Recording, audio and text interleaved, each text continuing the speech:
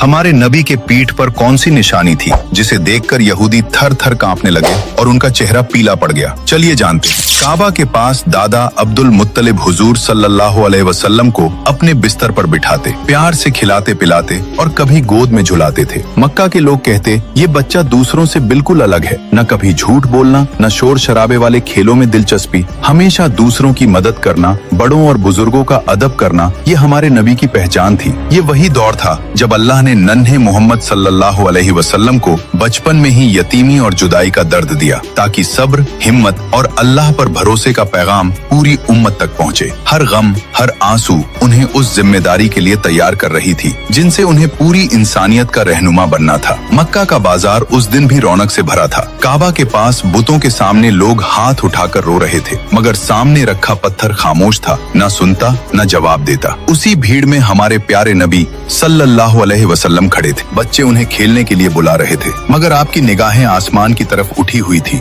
जैसे दिल गवाही दे रहा हो कि ये पत्थर कुछ नहीं कर सकते, अल्लाह ही है जो हर आवाज को सुनता है। उस दिन बाजार में एक यहूदी आलिम भी मौजूद था। उसे तौरात और पुरानी किताबों का बहुत गहरा इल्म था। वो दूर खड़ा ये सब मंजर गौर से देख रहा था। उसके दिल में सवाल उठा, ये बच्चा दूसरों से अलग क्यों है? ये भूतों की तरफ क्यों नहीं देखता? इसकी निगाहें बार बार आसमान की तरफ क्यों उठ जाती हैं? वो धीरे धीरे हमारे नबी के पीछे पीछे चलने लगा। जैसे ही उसकी नजर आपके दोनों कंधों के बीच पड़ी, उसका चेहरा फीका पड़ गया। आपके कंधों के बीच मोहरे नबूवत साफ नजर आ रही थी। यहूदी थर थर कांपने लगा और कांपते हुए कहा, यही वो आखिरी नबी है, यही है वो जिसकी निशानियां हमारी किताबों में सदियों से लिखी है। लेकिन उसी पल उसके दिल में जलन की आग भड़क उठी। उसने सोचा, नबूवत तो हमारी कौम को मिलनी चाहिए थी, ये अरबों का बच्चा कैसे? शाम होते ही वो अपने साथियों के पास पहुंचा, जहां और कई यहूदी आलिम जमा थे। उसने कहा, आज मैंने उसे देख लिया। उस बच्चे की पीठ पर नबूवत का मोहर है। वो बुतों को नहीं मानता,